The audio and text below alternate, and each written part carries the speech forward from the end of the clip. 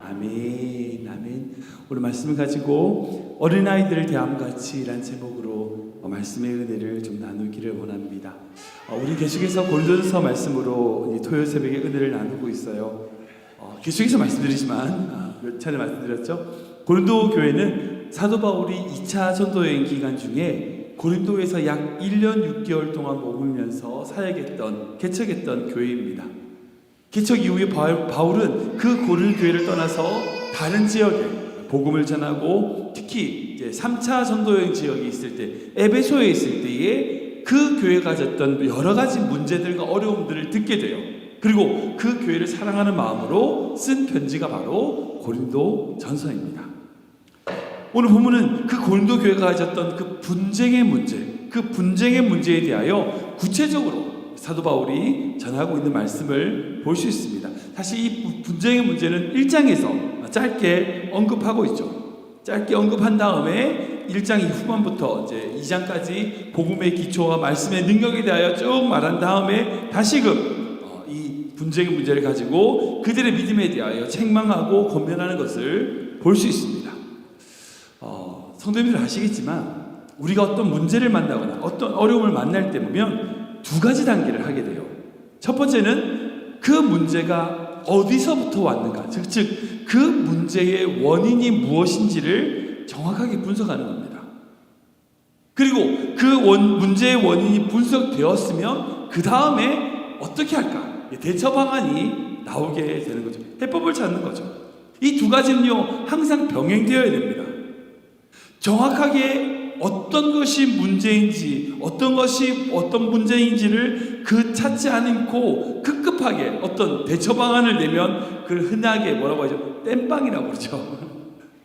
그러니까 원인을 정확하게 분석하지 않고 급하게 막 대책을 하다가 오히려 더 큰 문제를 만들게 되는 경우를 우리는 종종 볼 수 있어요. 그러니까 어떤 일이 생기면 그 문제가 왜 생겼는지, 그 문제가 어디서부터 출발했는지를 정확하게 분석하고 찾는 것, 이것이 어떤 것보다 중요합니다. 그리고 그 다음 단계, 그 원인을 찾았으면 그에 맞는 해법, 대처 방안을 찾는 거죠. 근데 문제가 특별히 나름 똑똑하다고 하시는 분들이 가지는 함정이 있어요. 빠진 함정이 있습니다. 그게 뭐냐면 원인만 찾는 거예요. 원인만. 어떤 사회적인 문제나 병폐가 있을 때 그 원인을 진단하는 거예요. 예, 중요하죠. 그 원인을 진단하는 게 중요한데 계속 그것만 찾아. 그 원인을 찾았으면 그 다음에 어떻게 해야 된다는 실천을 넘어가야 되는데 실천을 넘어가지 않고 계속 원인만 찾는, 분석하는 거예요. 그것만 헤매는 거예요. 여러분, 그렇다고 해결되지 않죠. 원인을 찾고 그에 따른 대처 방안, 해답을 찾는 것, 이 두 가지가 함께 늘 있어야 된다. 우리가 다 알죠. 다 아는 이야기입니다. 교회에 발생되는 문제들도 마찬가지예요. 교회 안에 어떤 일이 생겼어. 그러면 그 일이 왜 일어났는지 그 원인을 정확하게 분석하고 그에 맞는 답, 그에 맞는 해답을 찾는 것, 그것이 반드시 있어야 되는 과정이에요. 그런 관점에서 이 고린도 교회에 가지고 있는 이 분쟁의 문제를 관찰하면 정확하게 이 말씀이 이해가 됩니다. 1장에도 말씀했지만 그 고린도 교회는 어떤 문제가 있었어요? 우리 4절 말씀 볼까요? 같이 읽겠습니다. 시작. 어떤 이는 말하되 나는 바울에게라 하고 다른 이는 나는 아볼로에게라 하니 너희가 육의 사람이 아니리요. 아멘. 1장에서도 사도 바울이 그 고린도 교회가 가지고 있는 분쟁의 문제에 대해서 이렇게 얘기하죠. 우리 1장 12절 말씀 같이 읽겠습니다. 시작. 내가 이것을 말하거니와 너희가 각각 이르되 나는 바울에게, 나는 아볼로에게, 나는 게바에게, 나는 그리스도에게 속한 자라 한다는 것이니. 아멘. 예, 여기서 등장하는 바울, 아볼로, 게바 너무나 중요한 사람이고 교회 지도자입니다. 교회 사역자들이에요. 너무나 귀한 역할을 감당했고 또한 그들은 대단한 성과를 이루어냈습니다. 위대한 믿음의 선배들이에요. 믿음의 선조들입니다. 그들을 따르는 자들에 의하여 그들의 이름이 어떻게 쓰이고 있어요? 분쟁이라는 이름으로 쓰이고 있는 겁니다. 그들은 분명히 위대한 자들인데 그들의 이름을 따르는 자들에 의하여 그들의 이름이 땅에 떨어지고 있는 거예요. 우리가 사실 그리스도인이라고 말하고 예수 믿는다고 말하면 우리가 예수님 안에서 바르게 살지 않으면요 우리 때문에 예수님 이름이 떨어지는 거예요. 아무튼 그 고린도 교회 안에 있는 그 분쟁의 문제에 대하여 바울의 진단의 원인이 무엇이며 오늘은 그것을 좀 살펴보고요. 다음 주에 토요일에는 그것에 대한 해답이 무엇인지 대처 방안이 무엇인지에 대하여 함께 나누기 원합니다. 먼저 하나 그 문제의 진단, 그 분쟁의 진단이 무엇인가? 사도 바울이 이렇게 정의하고 있어요. 바로 육신에 속한 자이기 때문이라는 거예요. 육신에 속한 자이기 때문이라는 거예요. 우리 1절 말씀 볼까요? 하시겠습니다. 시작. 형제들아, 내가 신령한 자들을 대함과 같이 너희에게 말할 수 없어서 육신에 속한 자, 곧 그리스도 안에서 어린아이들을 대함과 같이 하노라. 아멘. 우선 바울은요 이 성도들을 두 가지로 구분하고 있어요. 한 가지는 어떤 자냐? 신령한 자들이라고 표현하고 있고, 또 다른 것은요 육신에 속한 자 이 두 가지로 구분하고 있는 것을 볼 수 있습니다. 우선 이 신령한 자라고 하는 것은요 영적으로 성숙된 자들입니다. 이 신령한 자들에 대하여 2장 15절에 언급하고 있어요. 즉 모든 것을 판단하고 그리스도의 마음을 가진 자들을 뜻하는 겁니다. 즉 성령의 인도하심에 따라서 영적으로 분별하면서 예수님의 마음을 가지고 살아가는 성숙된, 즉 성화의 삶을 살아가는 그리스도인들을 신령한 자들이라고 표현하고 있어요. 근데 그에 반해서 이 고린도 교회가 어떤 자들이라고요? 육신에 속한 자로 표현하고 있어요. 근데 여기서 말하는 육신에 속한 자라는 표현은요 2장에 언급되어 있는 비슷한 내용이 있는데 우리 2장 14절 말씀 볼까요? 같이 읽겠습니다. 시작. 육에 속한 사람은 하나님의 성령의 일들을 받지 아니하나니 이는 그것들이 그에게는 어리석게 보임이요 또 그는 그것들을 알 수도 없나니 그러한 일은 영적으로 분별되기 때문이라. 아멘. 우리가 이제 한국어로 번역된 성경을 읽다 보니까 이 이제 3장 1절에 기록되어 있는 육신에 속한 자, 그리고 2장 14절에 적혀 있는 육에 속한 사람, 이게 거의 같은 의미라고 생각이 되는데요. 그렇지 않아요. 헬라어 원어는 다릅니다. 2장 14절에 있는 육에 속한 자는 피시키코스라는 단어이고 3장 1절은 육신에 속한 자는 사르키노이스라는 단어예요. 그러니까 단어가 달라요. 번역된 한국어는 뉘앙스는 비슷하지만 원어는 분명히 구분되어 있습니다. 2장 14절의 푸시키코스는요 영적인 것을 추구하지 않는 어떤 육이라기보다는 자연에 속한 자라는 의미예요. 그에 반해서 3장 1절의 사르키노이스는요 삶의 행동에 있어서 자기의 욕심을 추구하는, 자기의 욕심에 치우친 자라는 뜻입니다. 그러니까 전혀 다른 거예요. 그러니까 2장 14절에 있는 육에 속한 사람은 하나님의 영적인 것을 받아들이지 못하는 자연에 속한 자, 완전 육적인 것에 속한 자, 즉 하나님을 떠나서 구원받지 못하는 자들을 의미하는 거죠. 근데 그에 반해서 3장 1절에 육신에 속한 자라는 것은요 주님 안에서 구원을 받기는 받았는데 신앙이 성숙되지 못한 자들을 의미해요. 그래서 사도 바울은 이 두 개를 구분하면서 3장 1절에 형제들아 라고 그들을 먼저 서두에 부르고 있습니다. 그리고 또한 그들을 어떻게 해요? 어린아이들과 대함같이 내가 너희를 대한다 라고 말하고 있어요. 즉 사도 바울은요 그 고린도 교회 안에 발생되어진 분쟁의 원인이 뭐다? 미성숙이라는 거예요. 성숙되지 못하는 거예요. 성숙되지 못한 것을 판단하고 있는 거예요. 기독교 변증가이고 시인, 목사님이신 유진 피터스 목사님이 쓴 메시지 성경이라는 성경이 있어요. 들어보셨는지 모르겠어요. 우리 교회 청소년부가 이 메시지 성경으로 매주마다 말씀을 읽고 있습니다.